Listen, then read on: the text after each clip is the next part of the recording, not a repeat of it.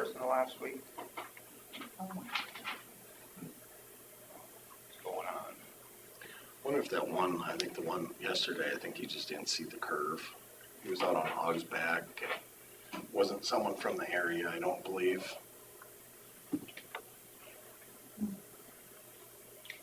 Hopefully not as bad as Pennsylvania. I didn't hear we had anything, so. And we had a hopper or a grain trailer roll over up by Scarville, Blacktop, north of Thompson. And then I think that other one was a van trailer tipped over yesterday. Both the drivers actually ended up kind of hurt out of the deal.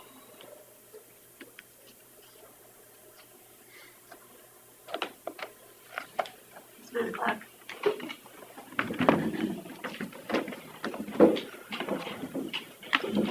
Say pledge of allegiance.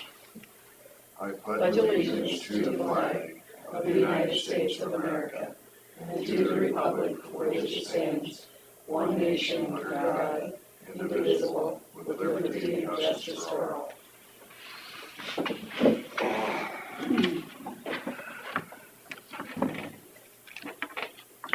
I'll make a motion to approve the minutes and agenda as presented. I'll second that motion. Motion Derby and second for Smith to approve the minutes and agenda. All in favor say aye. Aye. All right, discussion with possible action, purchase agreement with WCTA for public health plan. Do you know if there was any changes from the initial one? I'm sure there are.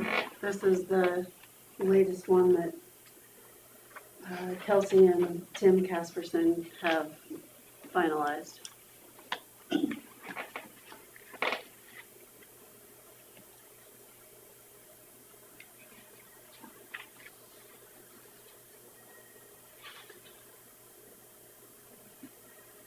And do we have the dollar amount?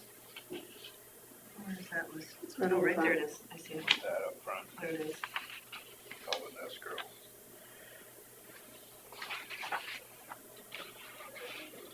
It's the same thing she sent in an email, isn't it? Missed it last week. So did we talk about an abstract on that and stuff? And then, Yeah, that'll be coming. Updated. okay. And who's paying for that? Do you know? It'll be us. That would be us. Okay. Good morning. The survey is ours. I think the abstract to bring up to date is theirs. Is that normal? Mhm.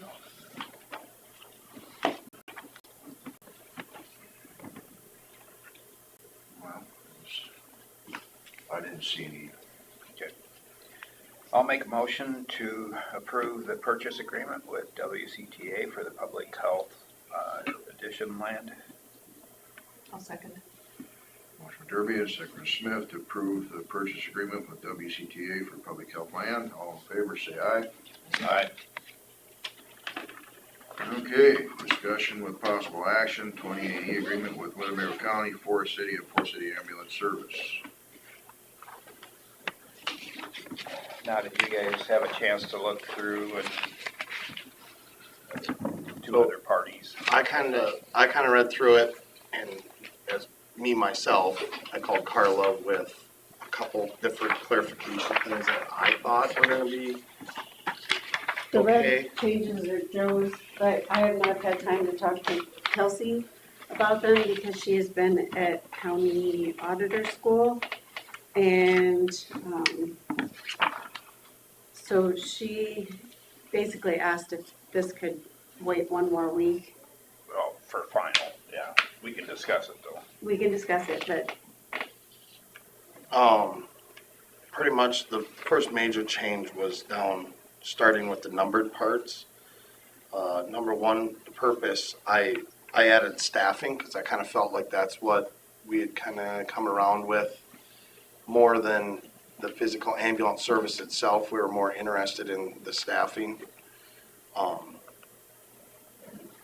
And then we'd kind of talked at the board meeting about, for everyone's protection, 120 days. We kind of felt that gave everyone, if Forest City Ambulance wanted to back out, or the city wanted to back out, or you guys wanted to back out, it gave everyone 4 months to try to come up with a B plan or something, you know. Kind of felt like that protected everyone a little more, just for continuation of care. And now I don't know, I see over here, it talks about at least 3 months prior, Carla, at the bottom of number 2. At the end of the one. Yeah, so I didn't know, is that something, is that just for the renewal, the automatic renewal? Yeah. Or if we needed to change that to 120 days, I don't. Well, I think if you know the renewal is coming up Yeah, a certain date and you wanna change it or yeah, eliminate it, you need to at least give give 90 3 days months. notice. Yeah, and I think that's okay. So that we have time to negotiate. Yeah. because you know the bureaucratic process of negotiating, so Mhm. it takes. Oh, yeah. Number 3, we added, remain the employer of record under the city's responsibilities. I thought we took something out of there, maybe not. 4, the only thing we really added was the 478, because that's what the technical committee had kind of come up with, was the full, to get Lake Mills, to get Buffalo Center and 4 city ambulances, the staff they needed, plus the 4 full-time medics. It was gonna take all the money. And then we added in, 4 city ambulance agrees to provide the staff manage the county funded EMTs and paramedics to the best of staffing ability. And then, I added in maintain 2 response units and supply ALS auto response to Winnebago County. I just kind of to define what you guys are really wanting, you know, so we have a line to maintain, if that makes sense.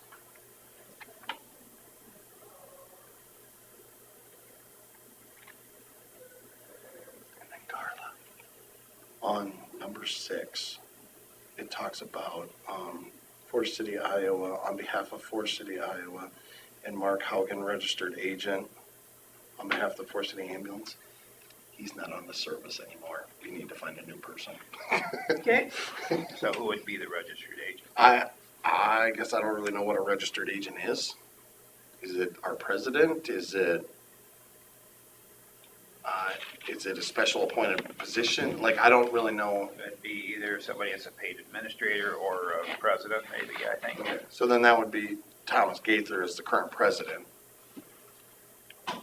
Whoever has the authority from FCAS to sign. And honestly, it's pretty much any board member could sign it. You know, it's just whoever's named, so whatever. I'm guessing anything you would sign, you'd have to have permission from the Yeah. board to sign. Yeah. Usually an agreement has one name. Yeah, and that's fine. That's, the president's named earlier in it. I didn't know what exactly a registered agent was. But other than that, I mean, tonight we have an ambulance meeting. I was going to. That's your Full ambulance meeting. We had the board meeting on last Tuesday, and we had some discussion, and my gut, my gut feeling is I think it's a good agreement. I think it's a compromise, and I think as long as everyone understands that, you know, this is a rough draft all the way through, so there's gonna be changes, you know. We're gonna need to stay in contact, and, you know, there's gonna be amendments and plan changes, because what we thought was gonna work maybe won't work, and maybe, you know, we don't know. So as long as everyone is under the understanding that we're hopefully trying to do this as one team, I think, I feel that the ambulance will be on board with it, is my feeling. I'd say we had at least 75% of the board was, let's do this, and I think the other 25% is close to swayable, you know. There wasn't anyone with a glaring, like, this is horrible. I feel like we're set up, and talking to the ambulance services, you know, even simple things like maybe doing centralized supply, just things that the three services are gonna plan on working together to try to save money moving forward, you know, that don't really pertain to the levy. We're talking about getting the association up and running and trying to do a little more organized training and utilizing staff, you know, utilizing the staff to help with the organized training, and trying to do maybe centralized supply to reduce some waste that smaller services like Buffalo Center encounter. For example, IV needles. We'd never throw IV needles away in Forest City. Buffalo Center, we're about to throw 20 of them away and they're $8 a pop, you know, so it's ridiculous waste. It's not gonna eliminate waste, but But I think the intent at your last board of directors meeting was, let's just get this thing going. Let's get it- and let's all get it that on the can be worked road out and- later. you know, and I know one of the big concerns was, and we've talked and talked and talked, but it was the different county lines. And I think as long as everyone on this side of the agreement understands that we're gonna have to find funding outside of Winnebago County for the rest of the program, meaning the equipment and other expenses, that the Winnebago County medic is gonna end up in Worth County, you know, it's inevitable. It's gonna happen. We all know it's gonna happen. And, you know, we'll work on trying to find better ways to make it better and improve it. And maybe we can find funding somewhere for more backup paramedics, so we have more paramedics on staff. I don't know. We don't know. But we're gonna work hard, and I think try to come and give you guys updates once a month or once every other month or something, you know. So I think the total paramedic budget that was identified by Thomas was $360,000 for the 4 paramedics, and we're providing funding of $280,000 of that. So that other backfill from other sources would accommodate the going outside the county. Yeah. And, you know, paramedics, we may, maybe we'll be able to find more PRN paramedics and EMTs, and we'll have, you know, we're gonna try to get a good balance and get as much staffed as we can and move forward. That's all we can do. So how much money is the city of Forest City leaving in this budget? When Well- we did our budget back in February, March, whenever we had to have it approved, we budgeted an in and an out. What's going to be what actually hits the books this year? I mean, we're still hoping it in and out, but You did not levy for EMS then. we're 100% levied where we can be levied already, so we have to adjust if things are gonna happen. Kind of, my thought for the city is, as we, like, I think we should start out with the base model. And as we progress, you know, let's see, maybe we can go turn to the city of Forest City for contributions to help with the backup medic pay, you know, something like that. Like, that could be a growth opportunity. Let's get the base model rolling down the road, and then let's try to add some bells and whistles on. And I kind of assumed that's where we would go first for the additions. So this is all gonna be 100% funded by the county then, is that it? No, because they're helping with like the utilities at the ambulance garage. We have a budget that goes towards They're, non-labor things automatically. But like we've said since day one, we're not gonna have less service. So I think the city, without going to the full council here, is planning on that. We'll see how far the 478 goes, get the staffing up where the county wants it. So the paramedics, the EMTs, to staff what you need. We still have to get it approved to be the employer of record, and if there's shortfalls, like I say, we have budgeted money for the like you say, the stuff for the building is what utilities and things like that. So we have tens of thousands of dollars set aside there automatically. But wages not specifically, Bill. But I'm not gonna tell you that if we're, like I've been trying to say to the FCAS, come May 1st, if the 478,000 is gone, does that mean you're gonna send everybody home for 2 months? Hell no. I mean, we're going to be working together to figure out, have we got money from Worth, from Hancock? What can the city do? I mean, there's only so much there's only so much the levy's gonna bring in, so where's the rest of it coming And I think from? we ought to do the opposite. I think we ought to not spend the levy, and you guys should leave some money in the budget for all of this. The whole 478 going to it, nobody in my end of the county is gonna agree to this, other than maybe some ambulance members, I think, that have been told there isn't gonna be a No. paramedic service. No, remember, now the So floor, I had one of the ambulance members come up to me and told me that the decision that we had made a while back at the meeting was gonna kill people. People were gonna die because there wasn't gonna be a paramedic service as of July 1st. And that came from somebody that, What do you mean? but, That so- there wasn't gonna be a paramedic service as of July? when we voted not to go with the options at the advisory council meeting, when we voted to go with the options, because we couldn't go with the Four City ambulance option. of the staff, right? Just like put EMT in an EMT, right? That's the one you're talking. Well, the one where we didn't go with the Four City Yeah, ambulance. without the fly proposal unit. Because we couldn't, because of the way things were gonna be paid. They didn't wanna get receipts ahead of time.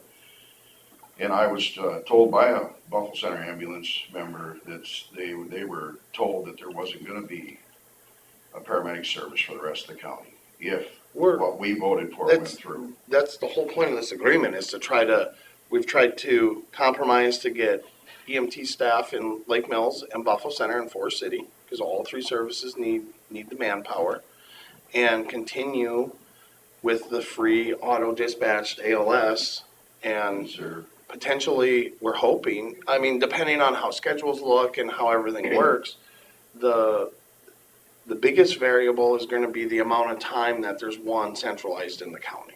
That's gonna be kind of our give link for budget safe, if that makes sense, right? Is that, everyone's kind of following what I'm meaning by that? Say that again. Say it again. So, like, in my mind, the first place we're gonna cut wages or cut time is gonna be that float paramedic in Thompson. But if we do 4 paramedics, if we're aiming for 4 full-time paramedic plus PRNs, right? Is kind of what we'd agreed on for it takes 3.5 full-time positions to fill the 1 seat in the paramedic response unit.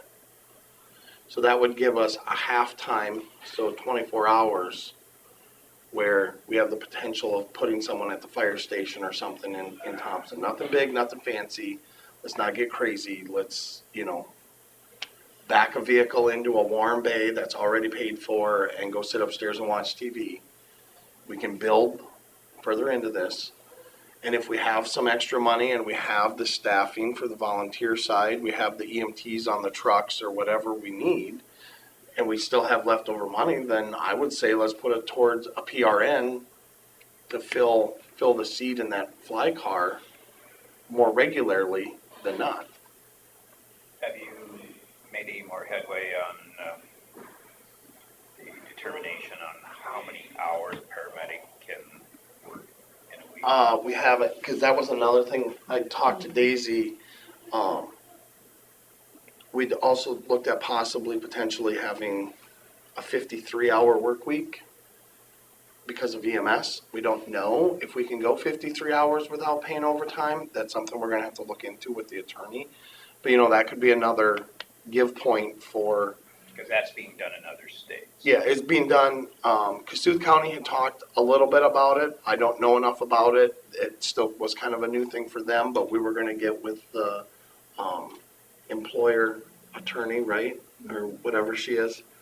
And visit a little bit to see if maybe we could get 53 hours, because even if it's a 6-hour day or, something, it's just, I know personally in the last month, there's been 2 calls that could have really benefited from that paramedic being in Thompson. You know, we talked about the semi-rollover. There was another critical call that would have been 4 blocks from the fire station. Would have we had 1 staff that day? I don't know, but that's anyone's guess.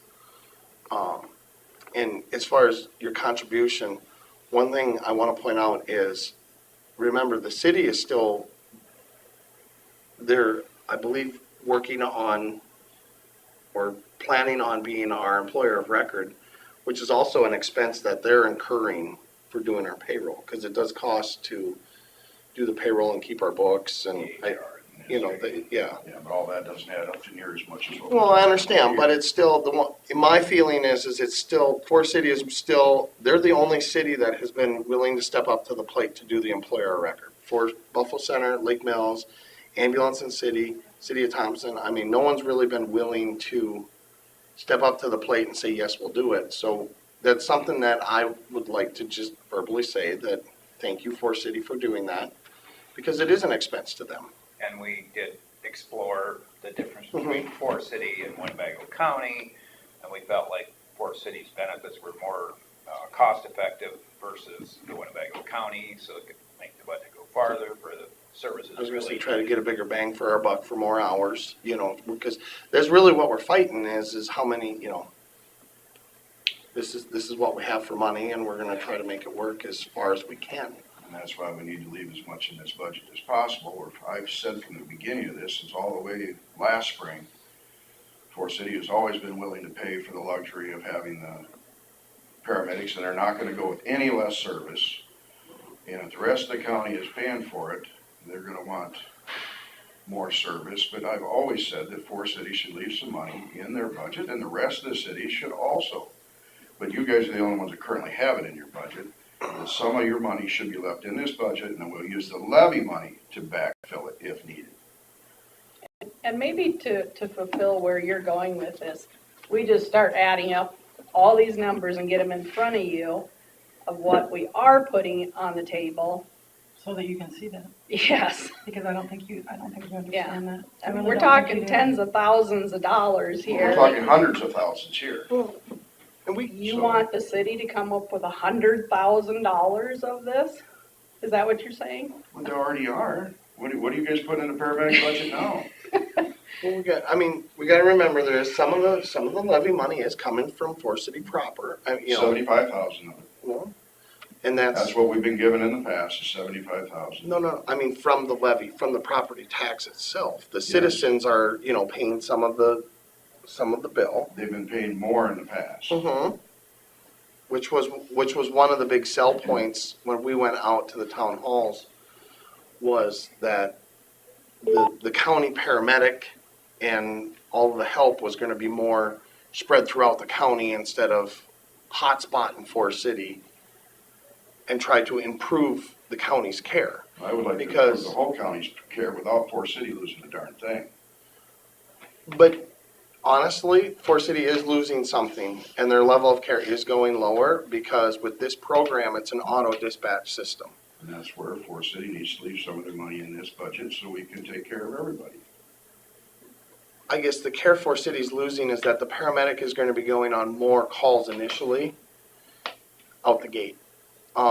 So they're gonna have less coverage per se, especially if we don't have one in Thompson all the time. The city of Forest City is going to, at times, they're gonna see less paramedic coverage. Now, we're gonna try to ensure through city funding and outside funding that doesn't come to play.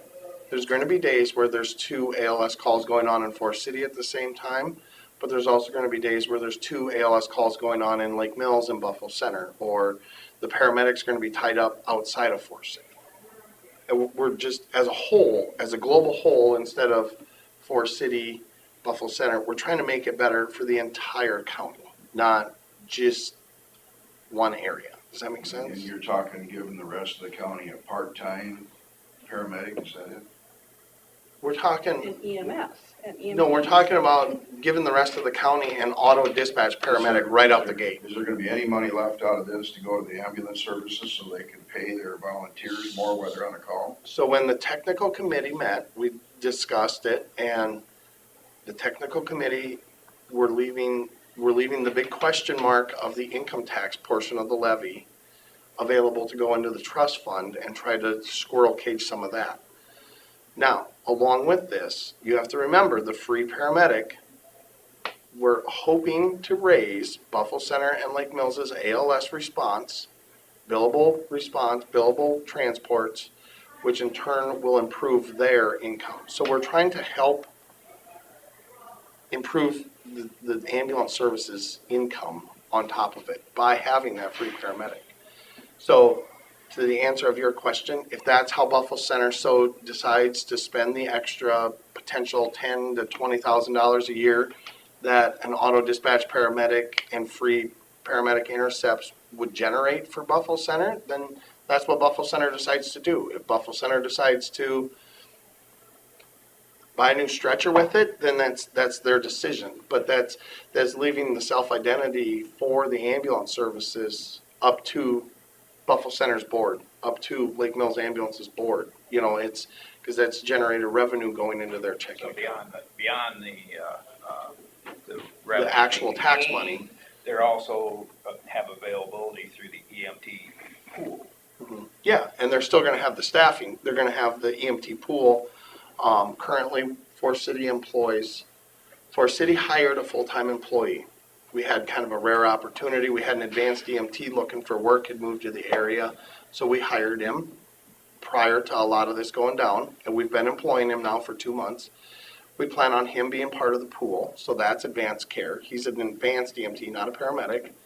And then the pool is to get everyone the help that they need with a minimum of our goal line, I believe, if I remember right, correct me if I'm wrong, Terry, was 36 hours a week per ambulance service. So everyone got a minimum of 36 hours a week.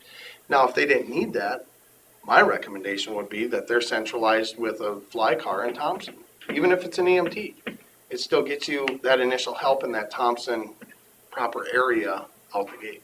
Was the numbers ever projected what the ambulance services additional income could be It kind of based varied on because it their? was currently 36% in ALS call in Buffalo. Buffalo, What was it, 44 or 40 something in the 40s. So if you use the numbers, Forest City ambulance bills at about a 72% ALS rate.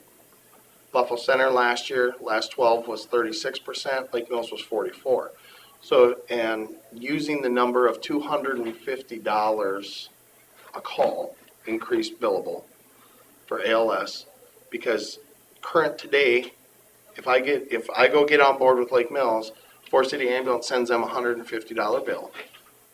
And then they get to bill that extra $200, potentially $250.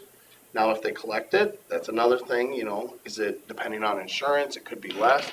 There's ambulance calls that we take as Forest City Ambulance and we get reimbursed $180. Well, if that's a call for Buffalo Center and I'm getting on board and charging them $150 for the call, they got $30 left over to pay their staff, their fuel, and their expenses. You know, that's where we were hoping to leave it.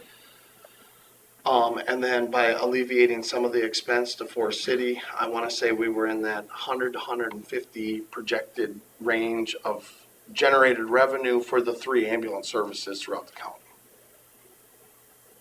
I don't necessarily have a big problem with the distribution that you're talking about, at least for now. Mhm. What I have a problem with is the city of Forest City used to put 300,000 into this, and now they're only going to put 75 into it. They've got 40% of the population, they should be paying 40% of the bill. They should be leaving more in their budget than just what they're getting out of the levy. And then there'll be more money to work with in case things get more expensive in the future, or I just think, and I've always been, and another thing that's been, I've heard that people say that they'd never heard that the county was willing to put more in before. I've been saying that since last summer too, because the county should pay its fair share. But I think Forest City needs to leave more money in this budget, and then we'll backfill with the levy money. And if we don't use the levy money, we don't use it. I agree to a certain extent, but I also feel that everybody should have a fair contribution, whether that be Buffalo Center for their 10%. Again, I've I been mean, all you know, about getting that on board in the future. And I feel that, I mean, I agree 100%, but I think, again, I think everyone at the table, for city of, and you guys, I think everyone needs to keep an open mind through this whole thing, because it's gonna be a rocky boat. We bought a used boat, we're gonna have holes to plug, so, but we gotta try to float it and see where the holes are. In my mind, we're building a new boat, and we need to build it right. I agree, but a new boat's gonna come with a lot higher price tag than what we have to work with for what we're trying to do. So do you think we can, come up with those numbers for next week when we look at it again or for, I don't know if you can do it for tonight's council meeting or? I don't know that I took a strong note from the advisory council. They do not want to go in the weeds like this. Okay. Absolutely, we're not going to have this discussion tonight. They want to know how much money was authorized by the technical committee, the recommendation from the technical committee, which was the whole 478 to go to, And that's not what I heard. I heard 280. nope, With nope, paramedic, and then you got the one. it's the total. Some paramedics, Yeah, some it's total. EMTs. The whole 478 was their technical committee's recommendation to the advisory council. And that's what the advisory council is gonna look at tonight, not Not the logistics of Yeah, how they it's don't- all gonna work. So you're I took saying a Forest very City is strong- just gonna not put in any money and, That's rest not is the gonna tech, pay I the say bill? that's what the advisory council is gonna talk about tonight. We're not gonna get into the weeds, because the advisory council was very adamant. They are not going to be doing the logistics of it. They just wanted to know where the money's gonna be spent, what that board was created for, the council, advisory council was created to make a recommendation to the supervisors based on a recommendation they were given from the technical committee. And I took a very, I say I got a butt chewing from a few of them. They do not want to go in the weeds. They are there to make a money So the only thing that's recommendation. gonna be put out there is Forest City used to put in 300,000, now they're gonna put in 75. No, it's nothing about City of Forest City. It's But it a is about- recommendation from the technical committee, how the monies will be spent that were raised on And we were the only talking levy about the and the property 478. taxes. Yes, and it was 478 was the recommendation. The technical committee didn't get into the weeds on that, and the advisory council does not want to get into the weeds on where that extra money's coming from. If that's something that the three of you with the council need to work out, that's something else, but I think for transparency, it would be good to see what your budget is or was or what you're spending. I mean, we'd like to know. I'd like to know. And I guess I'm wondering with all of this, because we know that regardless of how much money we have, we know it's not gonna be enough, right, correct? I mean, I That's think why we're, Forest City I should leave some of the money in the budget. and then, so I'm wondering, Bill, then, what is Lake Mills and what is Buffalo Center? What are they gonna be putting I- into their budget put the as seed what? before the Bill, Buffalo Center. Can I finish, please? Thank you. So I'm wondering then how much they're gonna also be putting into their budgets. Because what I'm kind of hearing right now, because I am a council member, and I'm kind of hearing we want Forest City to put extra money into their You always have. budget. But I'm not hearing that same philosophy. for I've been saying the that other since two. last summer, that the rest of the City cities councils. need to get on board and put in their, Buffalo Center is 8% of the population, they should be putting in 8% of this for the paramedic service. But can I say that's not what's coming out of the advisory council or the technical committee? That's correct. So if that's something that needs to be worked out at a different level, I think we need to do that. That is not what the technical committee's doing, that is And not right what the now, advisory council the is city doing. that has it in their budget is Forest City, so we don't have to do anything. Bill, but whatever. Well, all right. Well, nobody in my end of the county that I have talked to is gonna want me to support this. It's, they think that, it should be done where Forest City leaves some of their money in this budget. So then is your half of the county willing to be the employer of record? There you go. That'd solve a bunch of this. See, that's what you guys are threatening these ambulance services with, is no We're- paramedics. but And we're there not- is a plan B on the paramedics. No. That is not at all what I just said, Bill. I said, is someone in that half of the county willing to step up to the plate and help what we're trying Well, to they all do for the think county They all system? think that the county should be the employer of record. Well, and that's fine, but that's gonna cut into our wage budget then. Because you guys' benefits package is substantially higher, correct? Am I not wrong? Your wage benefits package is substantially higher price per year, and that's gonna take away hours and that's why we've gone the route we went, or are trying to go with the city of Forest City. And it is best that we have one service run by the city of Forest City financially. But in order to make sure there's enough money, we need to leave some of that money in the budget for Forest City. And the others, council, and the other cities. Oh, yes, and I've been on that page since last summer. But we have to make that happen. Well, yes, I've already been to the Buffalo Center City Council and told them about it twice, that this is what needs to be done. But That if we they gotta say get it no, past them, but, Is this discussion actually part of so the if they say meeting? no, then Forest City has to incur that extra expense. Is that what I'm hearing you say? well, we got a 9:30, so.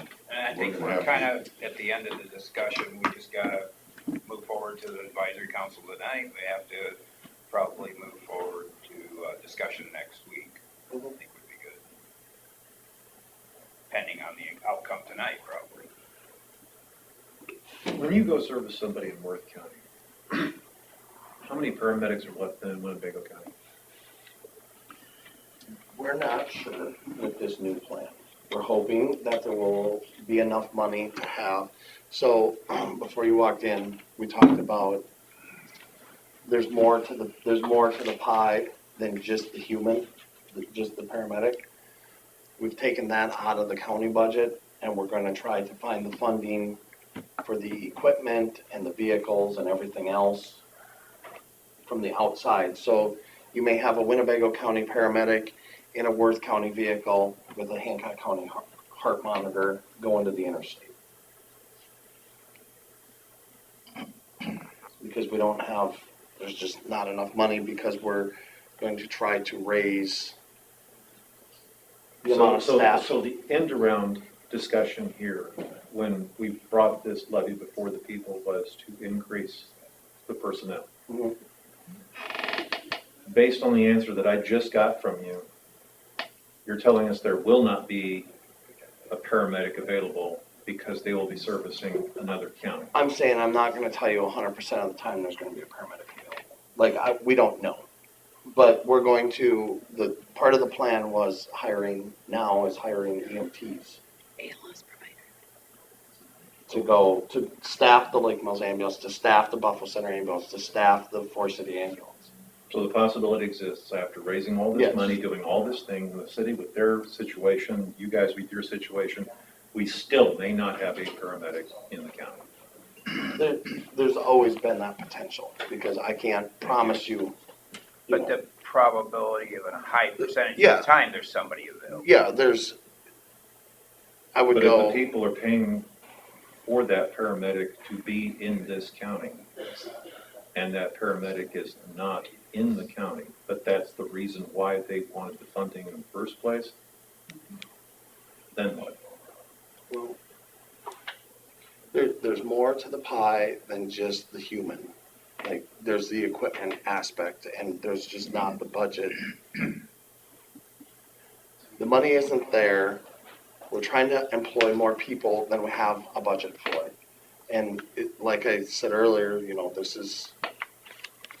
we bought a used boat. We're gonna have holes to plug. I know we are. This isn't perfect by any means. And we're gonna probably end up, what Bill was talking about, we're probably gonna end up falling back on the cities, falling back maybe even on the supervisors for general budget. We don't know. I don't know what it's gonna look like. We're gonna need feedback from people. We're gonna need feedback from the sheriff's department. We're gonna need feedback from everyone in the county and our service areas on how we can improve the system we're trying to build. I The mean, only way to it's- not run out of money is to keep Forest City's money in there And the rest of the city's on board with this. And I agree, but the problem is right now. The problem is right now, we're not gonna keep Four Cities money in the budget. But at the infant stages we're in, we don't know what to even ask for to make it fair, I guess is my feeling on it. Like, we don't know what we need. I feel like if we can just get going and get a little taste of the water and see where we're at wages, I mean, in 3 months, we're gonna learn a lot on wage expenses and everything else. And in 3 months, we can revisit it. And that's why there's also the 120-day pullout, If everyone's saying this is not working, then we can cancel the contract at any time. I'm telling you, I can tell you ahead of time, it probably isn't gonna work. Okay, and you may be right. I don't know. It's gonna take everyone. We gotta move on to 9:30 a.m. Thanks for coming in. Thank you. Real quick, is there anything with we had the mental health vehicle, was there, because I know the deadline for that grant, I know we submitted a grant through using Winnebago and Worth County to try to get a vehicle to try to help with some of the expense of all of this. I had it tabled I know it was tabled. last meeting, and then I rewrote the grant. That vehicle is gonna come, but it's gonna be in the name of Winnebago County EMS. Winnebago County EMS? Who's that organization? Well, whatever our fund is, what do we call our fund? I'm not sure we can do that, can we?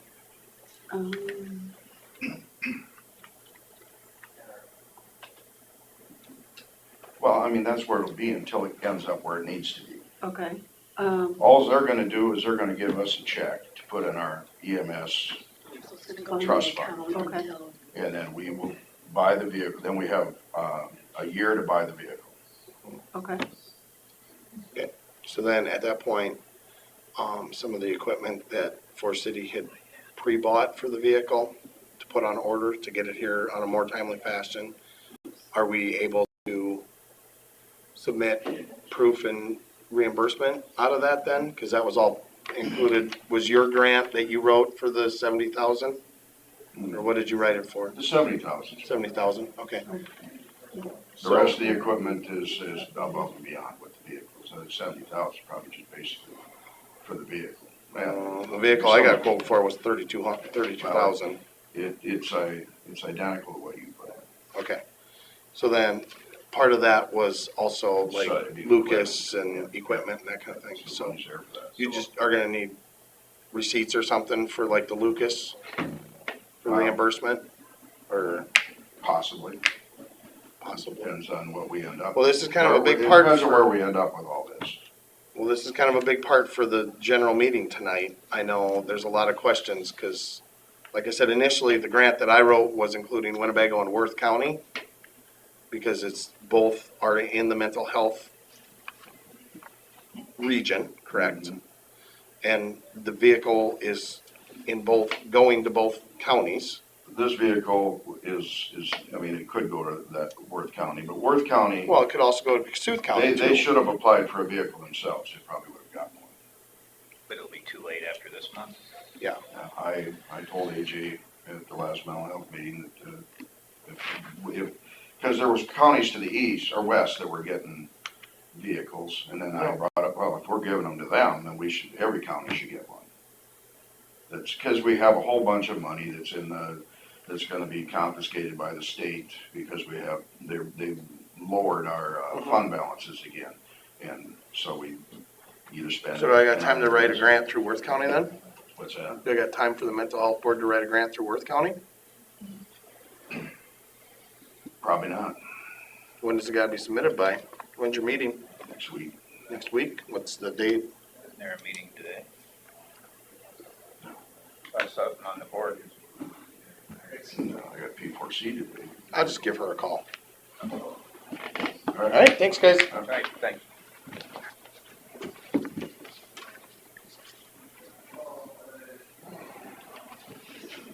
All right. 9:43 a.m. Discussion of possible action, DD 92 project. So everything else just disappeared? No, we'll go back to it. We'll go back. We just Oh, had my a Lord, time. what time? Well, give me I about have- 5 I minutes. have a meeting. Yeah, Well, it's we've not got gonna be people here bad. that- It's not gonna be bad. Come on, Daisy, drainage is the most exciting thing about the whole thing. We just got to the fun part. So keep it You've moving. got to get into the spirit of things around here, come All on. right. Chris, what do you have? So you guys did you get the email also from Colin? Okay, so what he had in his letter was basically the culvert was probably there in the first place because of the sand, but that was never written down anywhere, so nobody really knew it. And without, what did he call it? Hey, Chris. Yeah. I can go through that if you want. Oh, This is perfect. Colin Thank you, on the Colin. phone. Yep. Yeah. So like Chris was saying, that there's a 48-inch culvert there. We were gonna dig that out and put a channel in place, and the channel upstream and downstream of that doesn't show any signs of sand. And then you look at soil maps, and it doesn't show anything like that. But then they started digging, and right by the existing channel, there wasn't really much of a problem, but then it didn't take long at all, and it just got worse and worse. And kind of right in the middle, there's less than 6 inches of topsoil, and then underneath it, it's just a bottomless pit of fine, flowable sand that's saturated. And I don't know, have any of you been up there to look at that? Or maybe I sent some pictures. If you saw those, you can kind of get an idea. Yeah, we've been there. Yeah. Okay. So, and sometimes you can just widen the ditch and flatten out the banks, but here we don't really have the room to be doing that. And I mean, the road is right there, and it puts the road at risk if that's caving in a whole bunch. And on the other side, you've got that Hog's Back Ridge. That's this big hill that we don't want to start caving that into the ditch. So really, I don't feel comfortable continuing on with digging in the channel.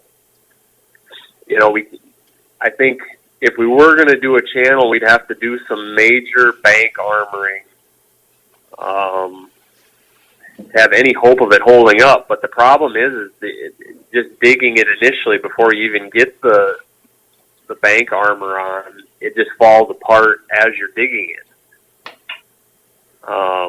So we're kind of left. I mean, what we did was I had them kind of dig out, not all the way to the depth that it was designed to be, but dig, part way down. That way, if it does cave in some, we're still within, a safety range where it's not widening further than what we wanted it to be initially. And then hoping that the water, because water kept pouring out of the banks and pouring out of the sand. I don't know if there's a spring there or something. I kind of think there is. So we were waiting for that to try to dry up, and maybe it would firm up some. Well, it just kept running and running and running, and the banks kept caving. So in any case, that's summarizing how we're getting up to now. I really don't think we should dig the channel. And I know the whole start of this project was that the landowners wanted to get rid of the culvert and put a channel there, thinking that the channel or the culvert is holding back water. And of course, a 48-inch culvert does not have it has a less capacity than an open ditch. So there are times where it holds back water a little bit, primarily, right after a large rain event. So I understand that's not ideal. None of this is ideal. This is kind of a combination of bad things coming together on this project. So now what do we do? And I think I think really there's two options. One is we put in a new larger culvert, just upstream and downstream of this 48-inch. There's road crossings, and those road crossings have 60-inch diameter culverts through them. If we put a 60-inch culvert in here, that would be an option. And then what we would try to do is leave the 48-inch operational, and then for as long as it'll work, then you'd have the 60 and 48. But then when the 48 goes bad or is wrecked, then you at least have the new 60 that would continue to work. But the problem with that is it's very expensive.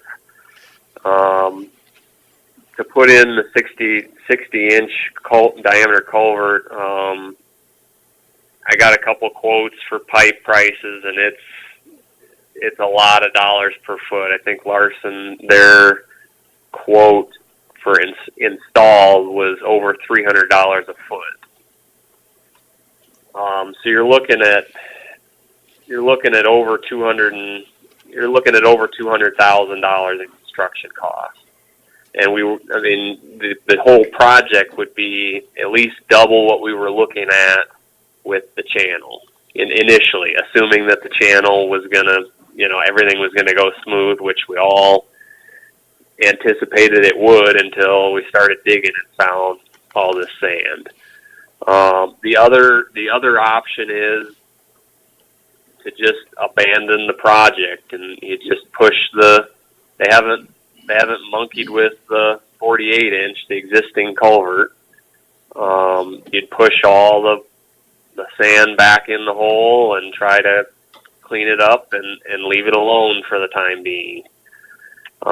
The unfortunate thing with that is that we got Larson under contract, and we'd have to terminate that contract, and they would be, they'd need to be paid for what they've done up to this point, even though it isn't going to result in anything.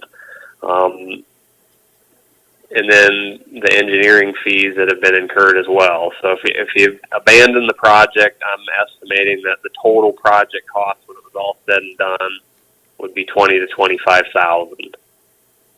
So I guess that's kind of my comments on it. I was hoping for some discussion and see what the landowners think and see what you as the board think, and if we can come up with a way to move forward, that'd be great. So, Colin, we do any other comments? We have a landowner here and we have a contractor here, so they maybe want to make some. May I say something? How many letters got sent out? For today? To landowners? For today? Yeah. None. I told Gordy and he was going to tell his Okay. people that he had So arranged. you're having a meeting without any of the landowners here? Except, and he's not a landowner. I am. Your landlady is. Milford Helgeson Farms are. And you're not letting any of them know about this?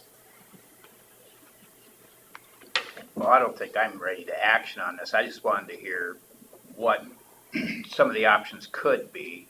That's fine, but And Yeah. maybe start looking at where we're leaning. Or Colin, do you think the open ditch project with armor on the sides is going to be even higher than 60-inch pipe? Well, Possible. that depends. Like at first when I was looking at that, I thought, well, we could put riprap on it. And normally when we put riprap on the banks, we just put it on the lower portion of the banks. But here, the sand, I mean, it's up to nearly the surface. And I think we'd have to almost go to the top. And this thing is going to be 13 feet deep. And so you're talking about as much, because by the time you're probably going to have to put fabric or something down, either that or try to grout it, because this sand is so fine. When water gets in it, it'll pull the sand through the riprap, and you don't want that to happen because it'll start wrecking the banks even with the riprap on it. You have to put some kind of filter to block the sand from being able to get through the riprap. So to answer your question, I think it'd be about the same. As a 60-inch culvert. Yeah, or more. Like I said, if you do this all the way to the top and you have to grout it, especially if you grouted it, which I think it'd be more. Sure. And it's really just go ahead. Would there be any problem to put a 4-to-1 slope or 5-to-1 slope, and who cares if you had a 30-foot bottom there? It's all wasteland. Who cares? The problem is at the north. Let's see, no, the south end. We have to fit the channel between this Hogsback Ridge and the county blacktop, and That it's soil a could narrow change in the it's a next narrow 10 fit feet, as maybe. is. Maybe it's What's all that? clay up off that point of the base where their parking lot was. Maybe it's clay up there, do you know? They didn't dig in the parking lot, but they've. If you drive by, you can see how far they've dug, and it's been all sand to that point. Can we do some exploratory digging? Just dig a few holes just to find out along there? You mean all the way at the downstream end? Every so many feet, do an exploratory hole, see what it's like. They've done some of that. I guess the one thing that they haven't dug is right. I don't believe they've dug in anything right where that Hogsback Ridge is. Where the narrow is. Sandwiched between the narrowest part.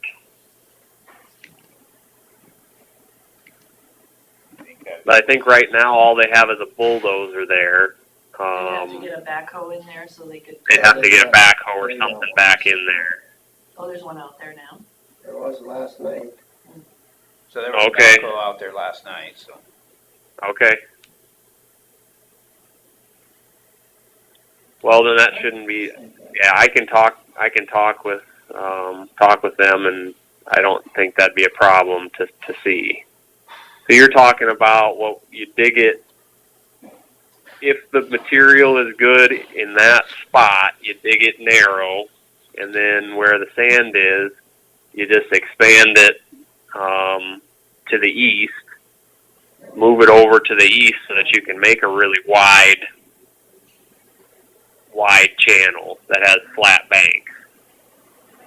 Why was the ditch ever designed to be that close to the road to begin with? Well, Go ahead, Carl. that's a good question. I don't know that, but I can tell you the road right there has moved over the years. It wasn't always in the current setup. If you look at historical imagery, it's kind of moved around in different places over the years, but I don't know why they put it exactly where they put it initially. Normally they try to follow the low areas.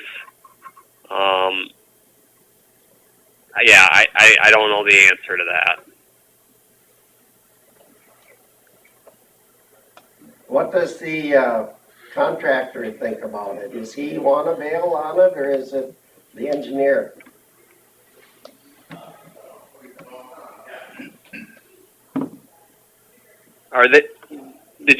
Did somebody say that the contractor is there? Or is it, No, another contractor, a property Okay. owner's there. I was gonna say, if Larson was there, I was gonna let them answer themselves, but no, they don't believe that a channel would hold up. At least in the current design or the current proposal with it's one and a half to one side slopes.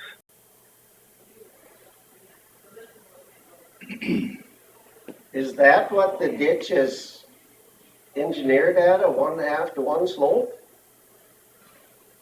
Yes. Thought they just did that in Minnesota, Iowa, they're all 2-to-1 slopes. Well, 1.5 to 1 is steeper than 2 to 1. I actually did start out at 2 to 1. And then when we went and staked it, they weren't going to be able to fit an excavator in that narrow corridor between that ridge and the road. So we actually had to steepen the banks up so that they could actually fit a piece of equipment up there. It'd be a lot cheaper to put 100 feet of 60-inch pipe in rather than 500. You build a big pond north of that ridge.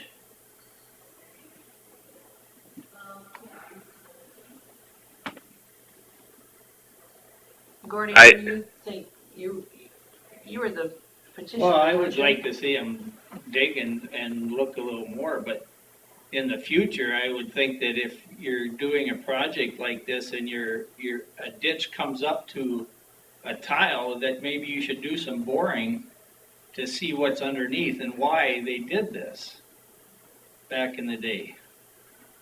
Not just go off of a Right. computer image.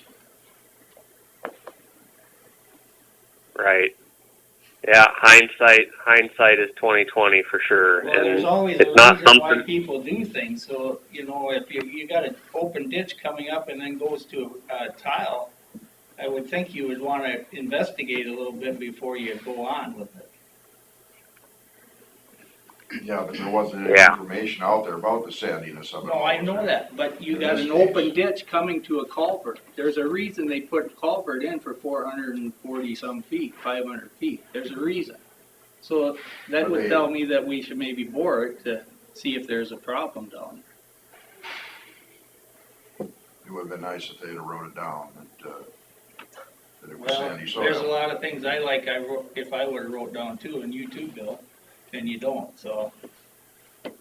All I'm saying is it's easy to make the mistake that we made here. But the people I've talked to say that, they wanna abort the project because it's gotten to be too damn high now. It's doubled everybody's price. You get one landowner here that's got paid almost $25,000 into the project. Well, we don't have to do anything as far as it goes. No, I'm just telling you, by having to put a 60-inch pipe in there now, it's gonna double everybody's price. Do you think it's worth doing more digging to explore the narrow? And I would think we should do that. just to I see. don't think you should just bail on it. Yeah. I really don't. The engineers, That's they're something that- educated, they should come up with a plan, dig a retention pond where they've dug. Why not? yeah, and if they got a backhoe out there, there's no problem with that. I mean, we can have them dig and see what it looks like right in the narrowest spot. And if it's good material there, like you said, maybe there's something that we can do to flatten the banks in the sandy spot. And if it's good material in the narrow spot, then we can steepen them up there, and maybe we can make something work.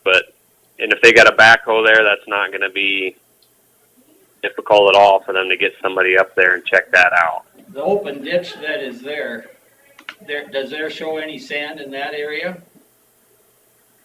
That we wanna dig? The ditch that's already there? Yes, To the south, you mean? Yeah, to the south, but to the north where we're going. Does it show sand by that? Where you're gonna connect? At the north? you mean the south end where they quit, hook it up to the No, north. way up north. The north end where they've already dug, you mean? Where it crosses the road and transitions to pipe, that area North there. of that. This is going up to the drainage ditch north of this where we're digging. Right, That goes under the road, yeah. goes around. Is that ditch there where we're digging to, does that show sand around that? Apparently not. There wasn't signs of that.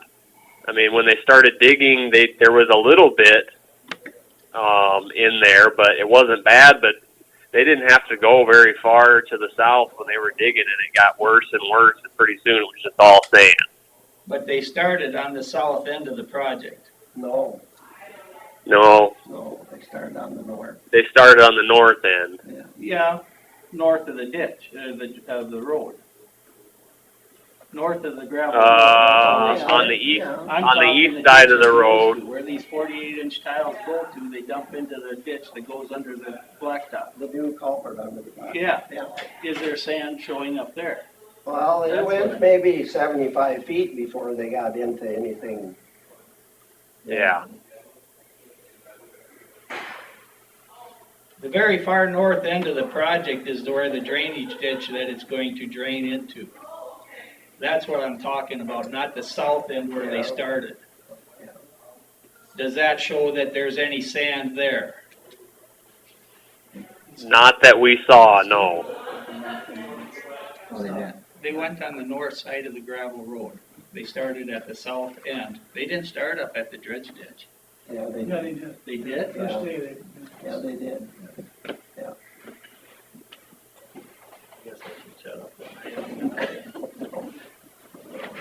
So They started in the south end, north of the gravel road. is the temporary conclusion, we're just gonna explore a little more and then make a determination from the Yeah. engineer? Yeah, I think that's the best thing to do. That's an easy step to take, and then we'll know in the most critical spot where we know we don't have a bunch of width to work with, what the material's like at that point, at that location. Because we could widen it out to the south if we needed to, but in that spot we can't.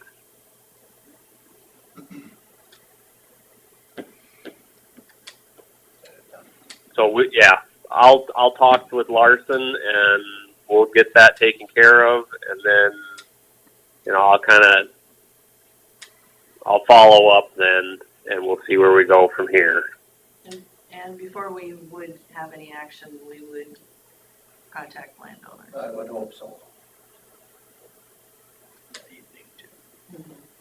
I think that should be with any issue that goes on, the landowner should be contacted. Especially on an improvement like And this. improvement.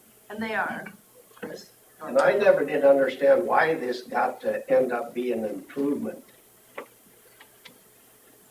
Why did it change, why is it an improvement rather than a repair? Because an open ditch will carry more than that 40 inch. Nah, who cares? Yeah. Well, you and I don't. No, You and I don't, but there are people that make rules at the state, unfortunately, that seem to.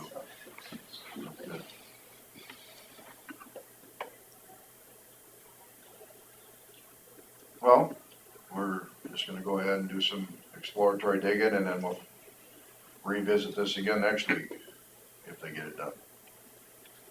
Sounds good. Okay, sounds good. And then Well, that- it'd that- have to be at least 2 weeks because I need to get a letter out and that. But it depends on if we're just gonna discuss it, what do we wanna discuss, if there's even a plausible solution or not? Well, but then the landowner should know that. I think the landowner should be. Okay. All right, aware of 2 what's weeks. Going on. 2 weeks from now, then, so we can get letters out to everybody. So if Larson Contracting stops the project, does their bond issue come in to pay for any of this? no, they would just complete the project.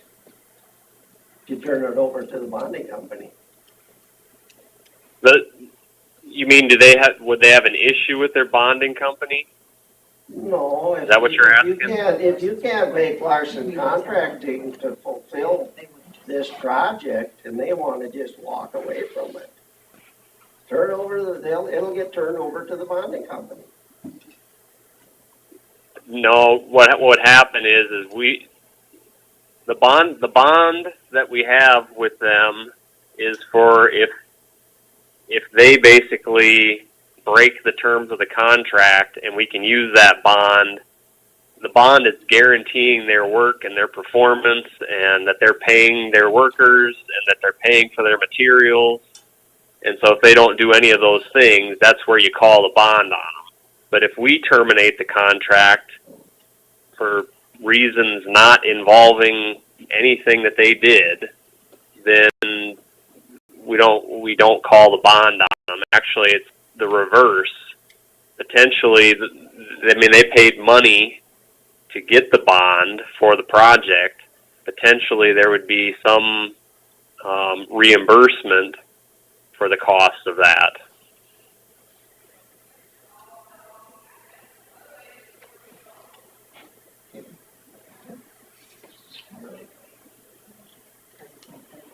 Okay, But yeah, that's probably, we can talk about that more when or if we get to that point.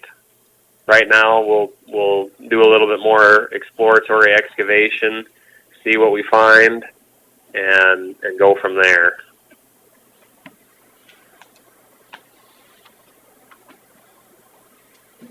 Does the county conservation people care if you dig a 50-foot wide pond down there? Or are they gonna stink on that? A 50-foot pond. I haven't, Where they've dug Robert the ditch there? already? Widen that baby out and put flat. Well, I guess, full. don't get the cart in front of the horse, find out what you can do. Well, if that's it's what even- I'm recommending, I say And they that's what they're could do planning it. to do. The Conservation Board hasn't tried to hinder this project at all. No, I didn't say that, I said, if they did that, would you have any objection? But you said a 50-foot pond, what kind of a pond, are you talking about a ditch? Yeah, well, if you gotta slope it out, slope it out.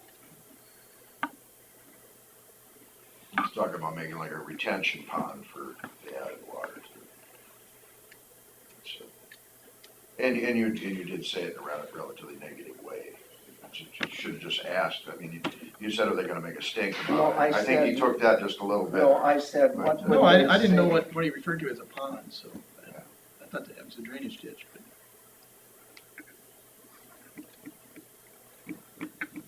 Well, we'll revisit this in 2 weeks then. Okay, thanks everyone. Hey, Thanks, Colin. Bye.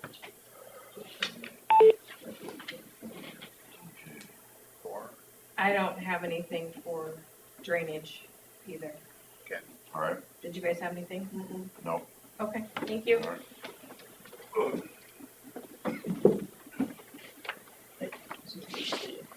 You need to go back to 3 for any reason. I don't think so. It's probably covered under 4. All right. All right, number 4, discussion regarding recommendation from EMS technical committee.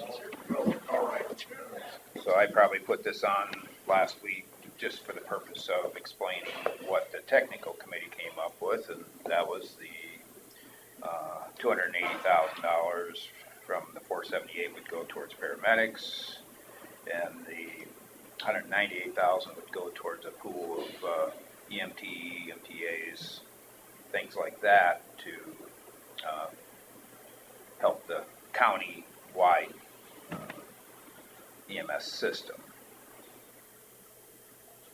And I think after meeting with Fort City EMS, we did kind of conclude that rather than the county being the employer of record, it'd be best to leave the system closer to what it is now and have Fort City be the employer of record, trying to save some money on the benefits, and it would probably be an evolving program, but this would be a start.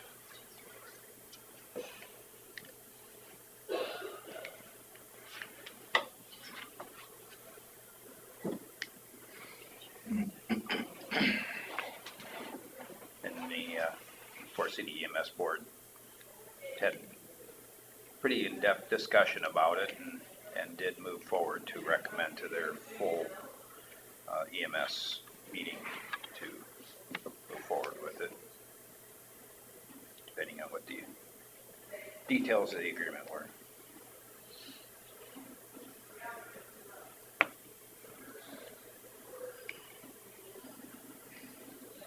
It's probably really not actionable item there, it's just information.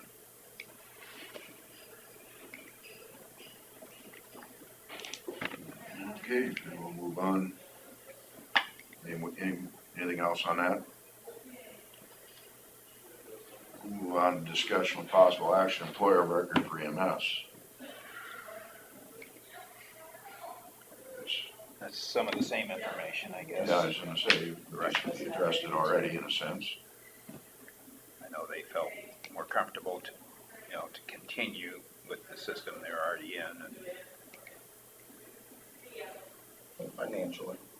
yeah, I think financially, having looked at the Iowa Juvenile Detention Center, a few visits with Carla about the county's benefit package and knowing what the city has for benefits, we feel financially it's the smartest and cheapest route.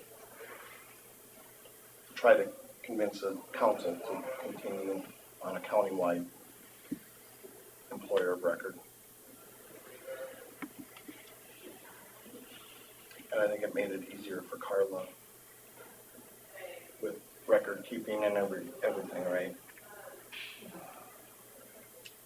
Not that I would object, but like you said, I think it's cheaper to have Forest City do the benefits. So it's better for everybody.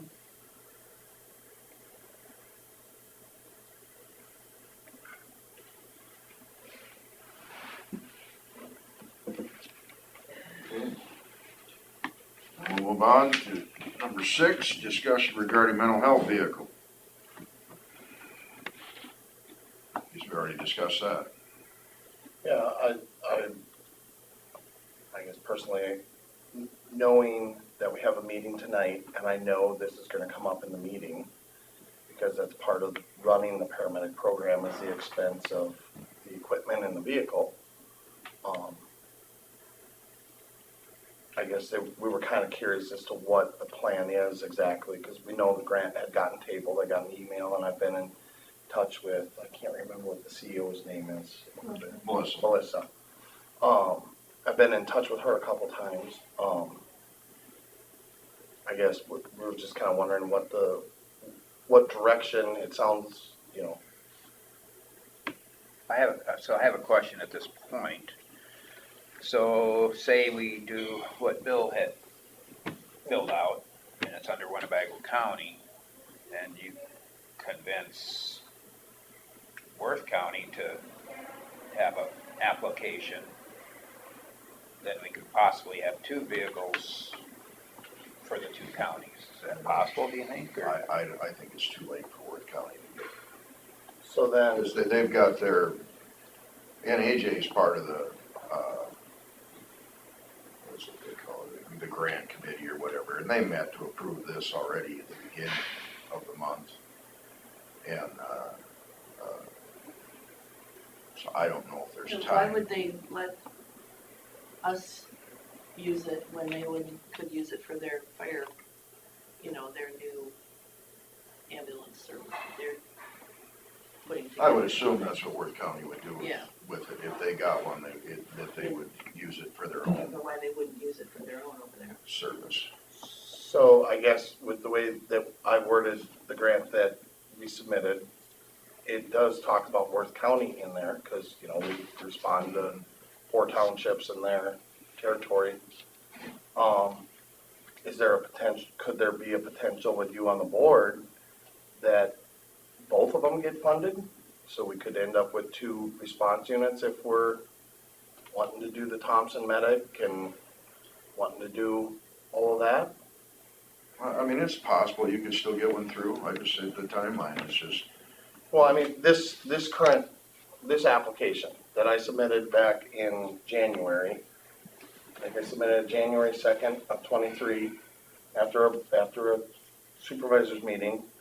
And in the grant, like in the actual verbiage, I said, I mentioned several times that we respond to calls in Winnebago and Worth County. Like this vehicle would be going to both Winnebago and Worth County. I mean, just the other day, I had one out of the backseat of a state trooper car off the interstate. But, and that's Worth County, like it's no. And it was a mental health It was issue. 100% mental health. She was from Des Moines and didn't know why she was in Albert Lee and didn't know what was going on. And instead of sending a full ambulance crew to Des Moines or sending a full ambulance crew to Mason, we could have put her in the response unit and taken off for Mason City with 1 person. So why didn't AJ apply for their county? I don't know, I told him to. Huh. And Maybe he did, I just don't know about it. Maybe they approved, I'm not on that, grant committee. All I know is that after, and it's possible, after July 1st, they're gonna absorb our fund balance that is above and beyond. But, and so after that, in theory, we're not gonna have the money in the budget for vehicles, but you can apply to the state for some of that money back. And maybe there'll be enough there to where you could get another vehicle. But, I don't know whether AJ, I mean, I've told both him and Enos, that they should apply for one at different times. We could make a phone call after the meeting today and find out if they did, and if they didn't, we If they wouldn't didn't. be, we certainly wouldn't be out anything to put an application in quickly. I'm just- Well, and there's, It works. the only thing that's really singling this particular application out as anything to particularly do with Winnebago County is the fact that it's for city ambulance service, but like I said, in the definition of the project and everything else, I always reference Winnebago and Worth counties, like it wasn't specifically a Winnebago County grant, because I'm trying to, so that's why I'm wondering with Bill's application. But it is a Winnebago County grant. You just use it in Worth counties. It's, it may give just a little credence to it, the fact that it is used in Worth County, which is also a member of the region, but it really is a Winnebago County grant. Because it's gonna be licensed in, either for city ambulance or Winnebago County's, name. But right now, alls we're getting is we're getting a check that goes into our EMS fund. And then we can disperse it as needed after that. But there's been some things up in the air on it, and that's why I decided to change it.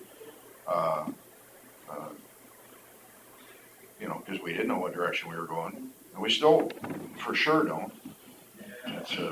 So if it was gonna end up being Winnebago County was gonna have its own paramedic service, then that vehicle should be there, so. So the way I'm understanding you, Bill, is it sounds like the grant has already been awarded. We approve it next week. It's a recommendation The from. recommendation to the has board. been Okay, and that's June next Tuesday. 19. 19th? I think it's next Tuesday. What's the name of the group? Northwest. Care Connections of North Iowa. I thought there was a posting out there that said it was today. I read it. Maybe we'll let AJ see if there's a way to, Yeah, I think it'd we be, can apply for Worth County if we take this and delete out. and maybe he can convince them to take your application and just convert it to So, a Worth. for right now, it sounds like the one that you're gonna push to have approved is the Winnebago County one. right? That's the one that's gonna be approved. Okay. And then, and that was for the same exact thing, 70,000. Yep. Right? So basically, you took everything I had and just changed the name on it, right? For the most part, yeah. Okay.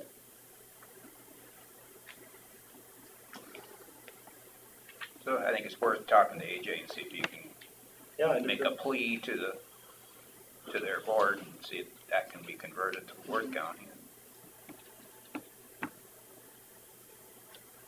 Can't hurt. No, that would move us light years ahead on equipment. We'd have two brand new response units in Winnebago County, going to Worth County calls and game on. But then, like you were saying, we can do for equipment wise, we can submit the expenses for the equipment that we bought for Medic 2. Yeah, that's part of that $70,000. Yeah. And just, that would be run through Carla then. Okay.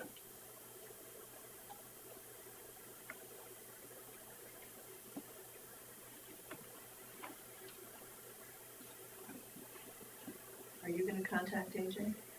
Or we? I believe I have his number. I can reach out to him. See what he's got up.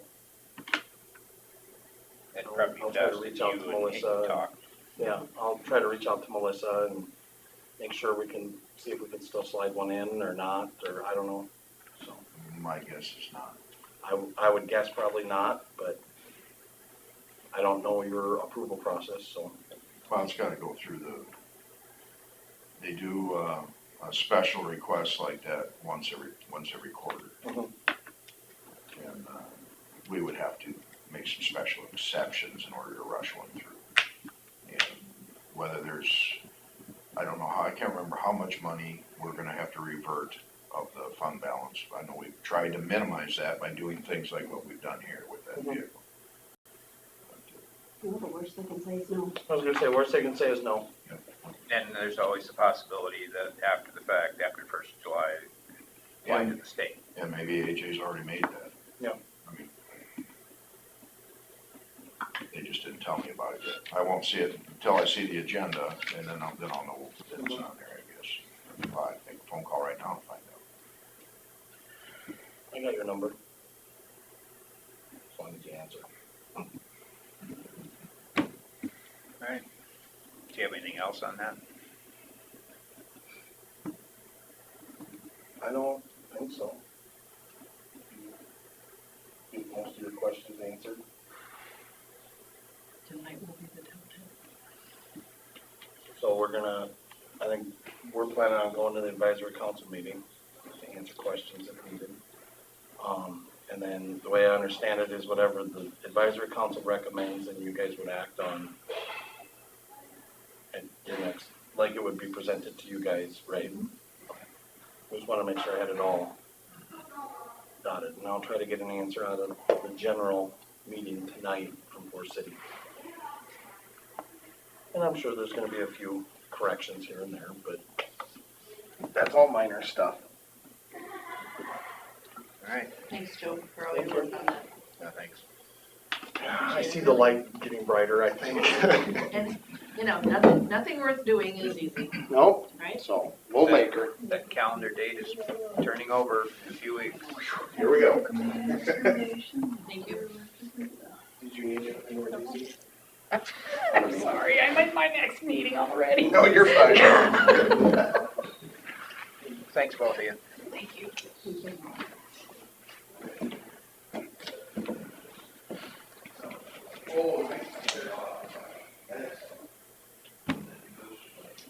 Scott Minders, engineer, will discuss secondary road matters. The guys started taking out the bridge, F18W1 on 70th over by Thompson yesterday, and so that road's closed. We got the bridge all the way out, and hopefully should have a pipe in the ground easily this week and open next week. next week. We'll have to haul some dirt to this one to cover the pipe, so it'll take a little bit of time there, but other than that, yeah, just a straightforward pipe. You got the dirt out here to 3 Fingers, is that where you have the fill for that? Yep. The lumber from that bridge went to Hallberg Auctions, and that goes on their July 19 online only auction, their consignment auction. So for anybody looking for bridge lumber, there it is. We try to promote that a little bit because it seems to be a highly sought after. When does the online start? July 19th is the date, so. That's the final. Right, I'm sure it's open. That's close. Sure it's open a week ahead of time Yeah, usually. for bidding.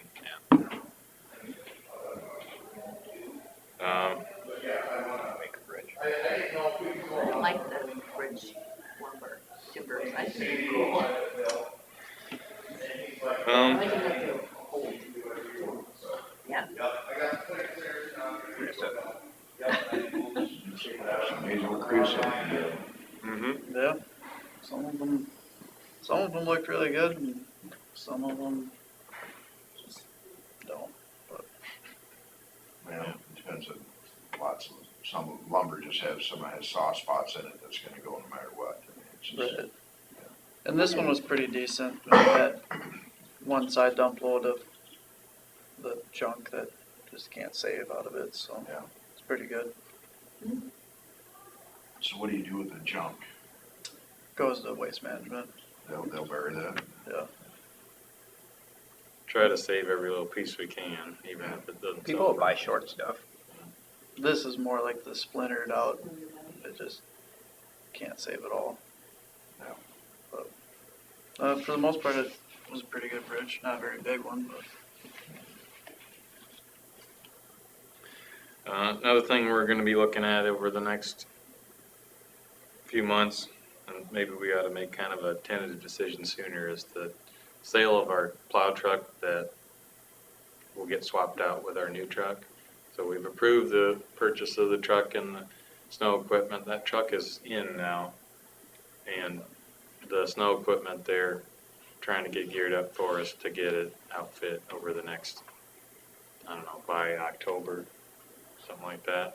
So we should have that plow truck ready to go for this winter, which is outstanding considering we didn't know if we'd have it by now, or even this summer. So we'll be looking to get rid of it was 542. It's a 2006 Sterling LT 9500. It's got 338,000 miles on it. My thought is at this point to try and take a period of time and try to sell it privately, under constraints that we agree to. And if we can't get it sold in that time period, to put it on Purple Wave or a similar auction type site. Can we do that? Yeah. By doing just a notice of public sale? Yep, publish a notice, any advertising we decide we want to do, and as long as, we probably agree to a price range that you guys would approve. We try to negotiate with buyers in a certain period of time, and if we can't get it sold, then we would take it to auction. We haven't done that before, so it would take a comfort level from you Now, guys. is this just the truck, no equipment? At this point, I think we would take out all of our hydraulic valves and controls and put in something simpler, and then save those for another truck. Because what we'll sell is the truck with a dump body. We'll take off the belly blade and the wing plow and sander, and it doesn't even have a front skiff that isn't shared, so that wouldn't go with it either. Unless we were able to find somebody who liked it in exactly the shape that it was in and had that lined up ahead of time, but it just seems like they're more marketable as a dump truck.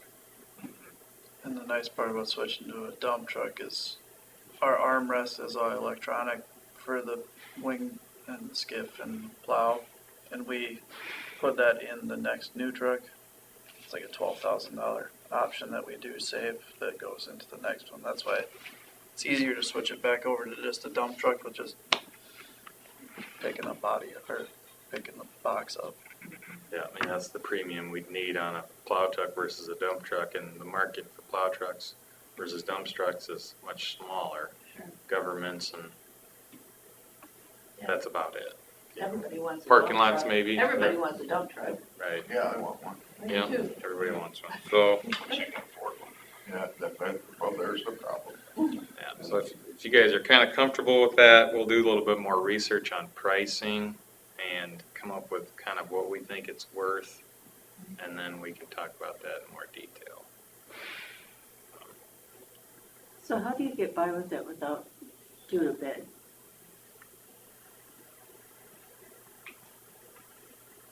Is it same as what's done with the computer equipment? As long Set a as you set a publicly- price and that's it on a list, and that's the way I look at it. I guess I don't know where we would be required to auction it. Tell me to check something with somebody to make sure. No, maybe just ask Elizabeth. I always thought that everything kind of had to be a bid, but I talked to her about it some before when we started doing some things a little differently. We've sold some items, not capital assets of this size.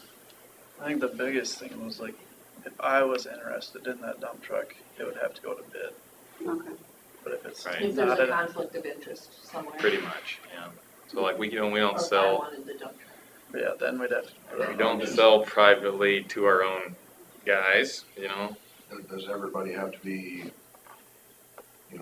there could be a lot of people who might want that, and some of them may not have gotten to know about it and get upset, I guess that's, so is it something that has to be advertised before it can be sold? Yeah. Oh, yeah. Yeah. So it's, So I said, well, at least post a notice in through the minutes, and then, we can put it on Facebook and we could put it in papers if you want, but then we start to get some money added up. you just wanna cover us legally, not Yeah, spend a lot of money. yep, if we post it there, post it in the minutes that we're disposing of it, I think that's all that we need. I'll revisit Elizabeth's recommendations. I don't know if there's a value difference, like the computer equipment's worthless and There's just a lot of people that don't pay attention to the minutes and all that stuff. Yep, I mean, You it's might hard. have seen the ad in a paper, but Certain, we can, certainly we'll try to get as much exposure as we can. you want to in because our you best want to interest. get the best price. Right, and so we talked about just parking it in the front yard with a sign too, as a, drive-by. we got Oh, yeah. whatever it is, a couple thousand vehicles a day that go by the You've got a mechanic great shop. spot in Thompson there. Yeah. Yeah, You can most maybe of, move it to Buffalo another week. Yeah, Move it around.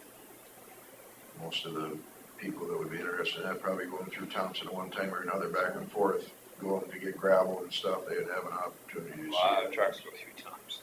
Yeah.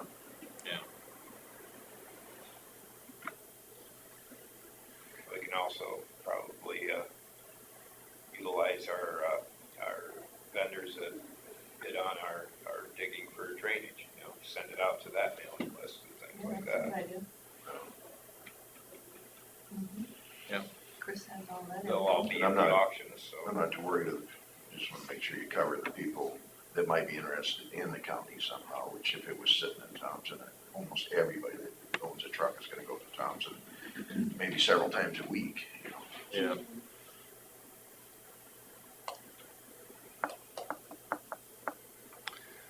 So I'll bring some more back a little bit more formally, I guess, for approval. We need a resolution to dispose of the asset, so we'll put some information in there. Ethan could drive it through all the parades with a Mm. sale sign. Yeah, there you go. Oh, now you're talking? Yeah. You could have all Here, the, and on top of it, we'll even give you a donut. you could have all the secondary road guys and the throwing candy. Sure, it should be just like the fire Spread department. candy out before you take the spreader off. Yeah, boy, I tell you what, it's exactly what you wanted to do on the 4th I was of gonna July. say, my summer looks booked up now.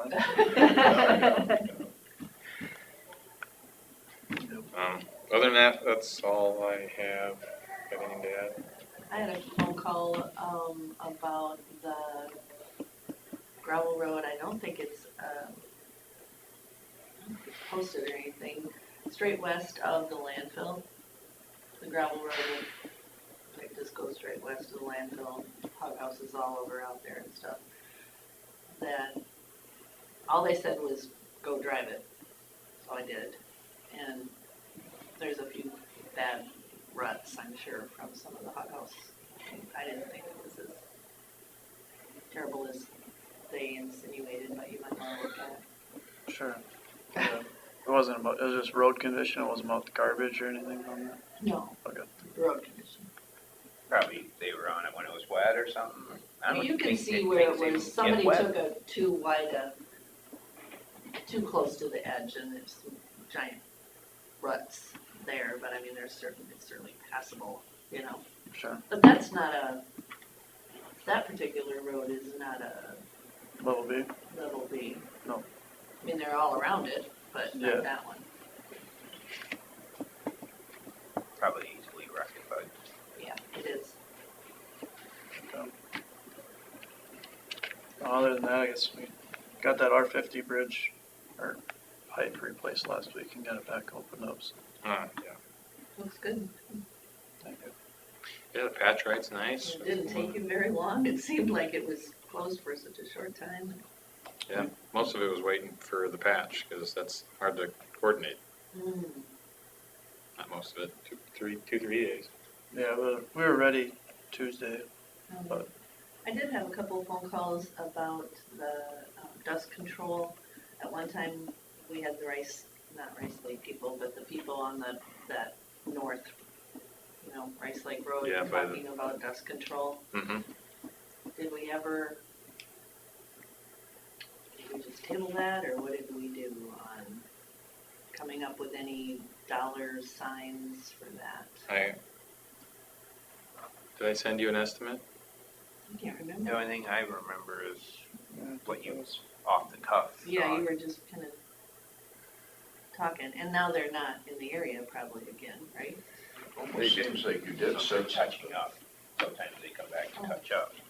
yeah, Dino's is just out of Mason City, so it's not. Oh, it is? And if it's a long stretch like that, then it's probably worth their time. And again, I don't know that we ever discussed doing the whole thing. It was just where there was homes. The residents. You're talking about the east-west? Mhm. First you said north-south. Okay. Yeah. Sorry. So, one piece that I'd say, yeah, from the end of the pavement to the Hartman's residence is about 2,700 feet. So I had estimated 68 cents, which was last year's price. It's gone up $1,800 or so. And then $4,500 from the end of pavement all the way down to the park entrance. So we're talking $1,800? 1,800 for in front of the residences, I guess, from the end of the pavement to the Hartman's. So 6,300 all the way to the park.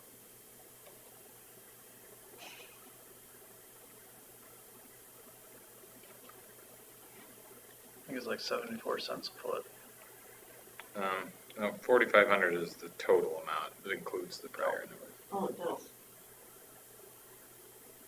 It does get used a lot. Yeah. I think that the traffic count for up there was, maybe I don't have that anymore. Like over 100 maybe. So like that's a lot, that's a lot for a gravel road, but. I guess I would be. 110 as it kind of goes by the airport there. Mhm. Yeah, that's one of the higher gravel road traffic counts. There's probably 15 that would have, stretches that would have that kind of traffic in the county. So I have had phone calls from those residents along there encouraging us to oil that road. They're asking the county to do it. most people now pay for it themselves, right? They all do. They all do. So if we set a precedence that we're gonna do that one, then everyone else is gonna want buy their place done for free too. And then there's gonna be a whole bunch of new people that want it done for free. I get it. Yeah. Then I want mine oiled too. Yeah. Yeah, well, I know. I think there's certainly some benefit to the county for, if there's a long enough stretch that we don't have to do maintenance. There's certainly something to that, but you'd have to get to like the point where you're treating enough of the county so that, maybe one machine goes away. how many residences are in that stretch? 4 or 5. Oh, like more and more as you get kind of onto the Yeah, pavement. maybe it's only 4 or 5. It's really, their conversation is that it's the only way to put a boat in at our only lake it's sort of the only lake. Isn't there a boat access on the south shore in Worth County as you get? Worth County, so it's the only Winnebago County access. I gotcha, sure. So there's some merit to their discussion. So you're talking $400 per household along there then if it's 5 residences from the Hartman stretch that you're Because talking it's about. blacktopped partway Yeah. out there, There's only Probably to the city limits. only 2. Yeah, most of them are on the blacktop part of it. Hartman. The There's the airport one Ron's property. horse arena deal that nobody lives at though. There are, Scott Drexler. there's Worth County people that utilize that road, that go out there. Yeah, that's true. I don't know, said I'd bring it up. You wanna put it on the agenda for next week? Possible action? Only if it seems as though at least two of the three of you support it. I'm just bringing it forward, I'm just bringing it forward because I'm the one that gets the phone calls. So Yeah. how many people live along where we would apply the dust control? One. Is that, There's only one on that stretch. there's only one Because person right at on the that railroad stretch? tracks, it's still pavement right there. It's pavement from the railroad tracks. Mhm. So then it would just be Scott Drexler and that lives on the north side, then the airport, then Hartman's.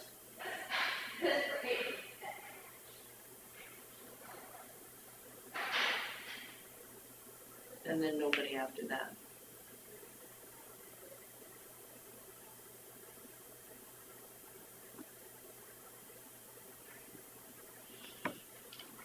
So are they just worried about the dust driving on it with their vehicles, everybody, or is this, I would assume it's dust control for the people that live there that are worried Oh, about I it. think it's because that's how they get out with their, Drexler's still pavement.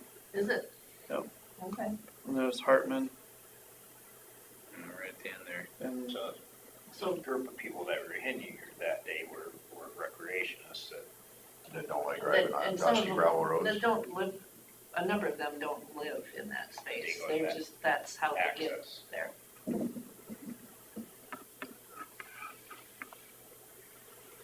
I think their thought process was that it would create more people using that space and, because a lot of people that don't like to drive their fancy boats and cars on dusty roads.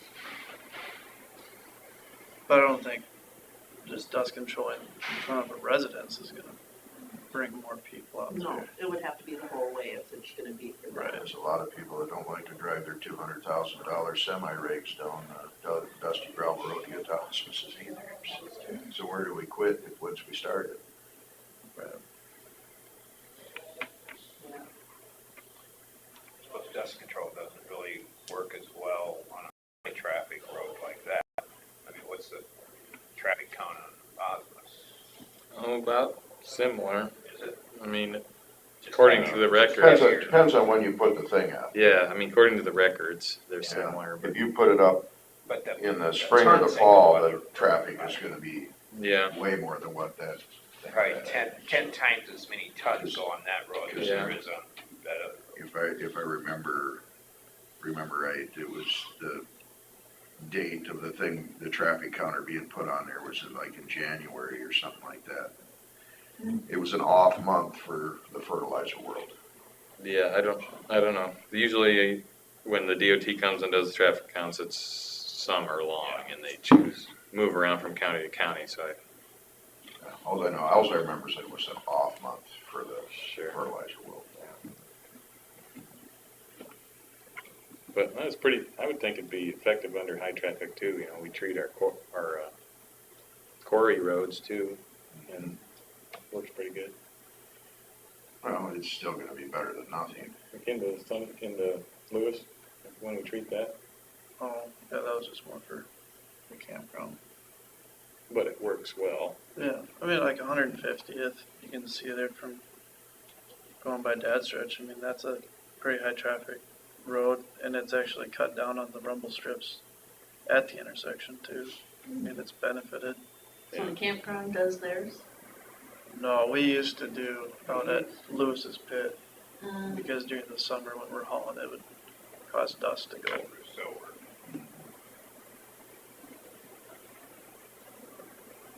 There is benefits to it.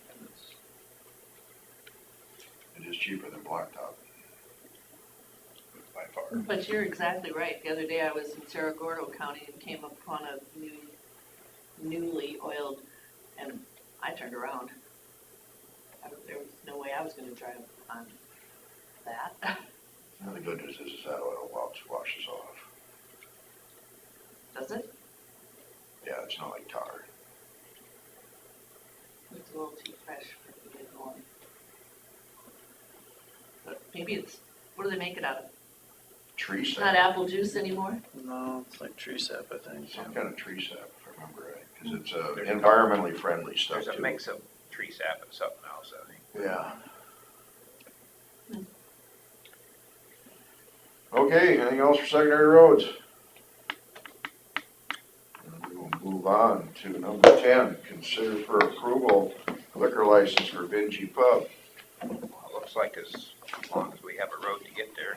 Ethan, take the donuts with you, somebody's gotta take them. Yeah, Scott, do it.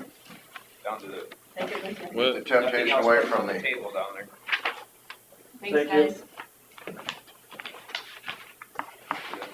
Yeah, I would like to make a motion to approve the liquor license for the Vinci Pub. I'll second it. and a motion Smith and a second by Derby to approve the liquor license for the Vinci Pub. All in favor say aye. Aye. Open forum. Approved.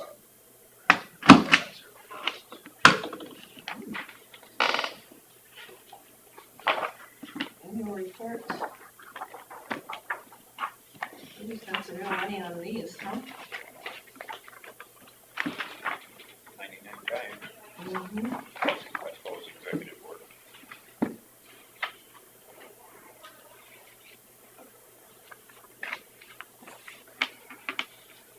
Of course, not every county's probably with ICAP, are they? No. Just need to go. I need you to sign that one, and I need you to sign here.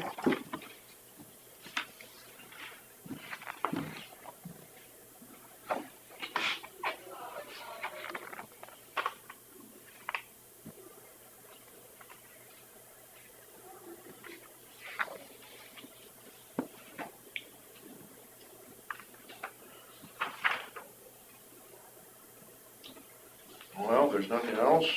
Oh, there is. There is. Look at them. I think you left that on my No, desk. it fall out. And then I got a letter from Luann Cowan about the rural recycling. Oh, by the way, the red one that's there now works a lot better, and it's almost full. There's one compartment last night that had room for cardboard, and one compartment of plastic had just that much space. So We need to get the Wi-Fi in the building and get a camera up so you can look at it and possibly see whether it's full without having to drive over. And if it's gonna be filled as often as it has been.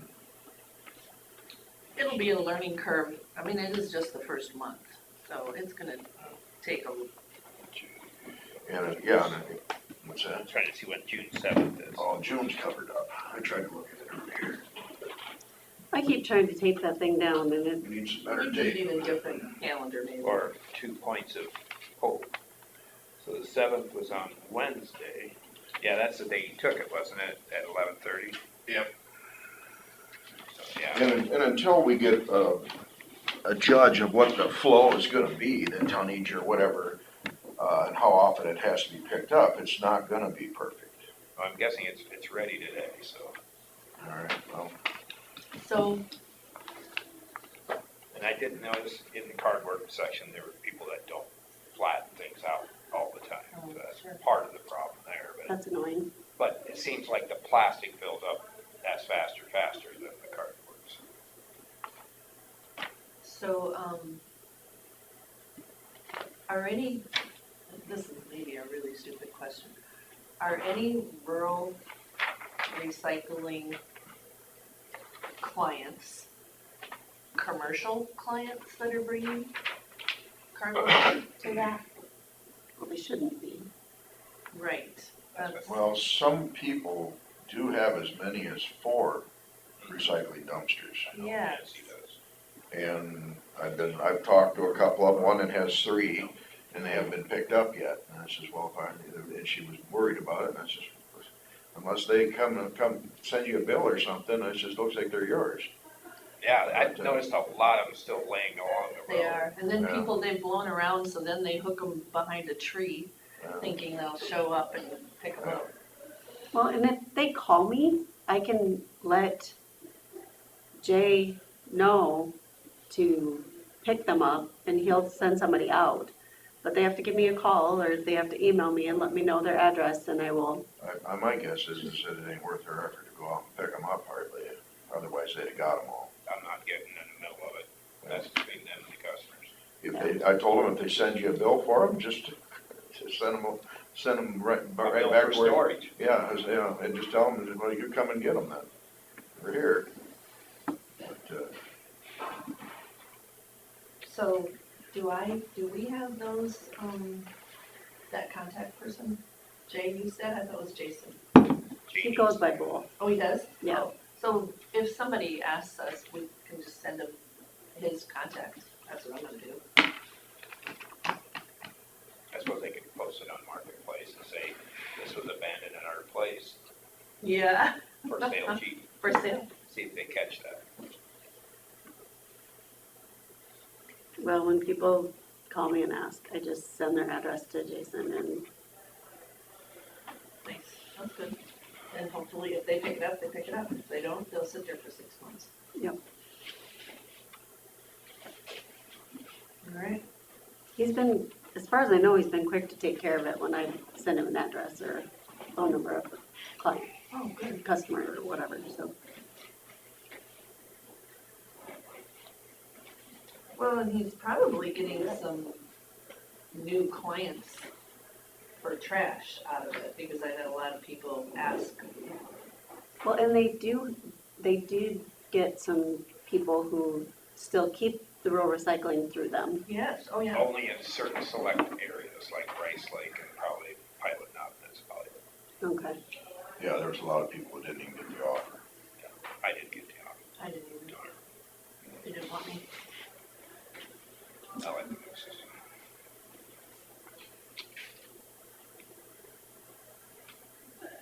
Did you call it yet?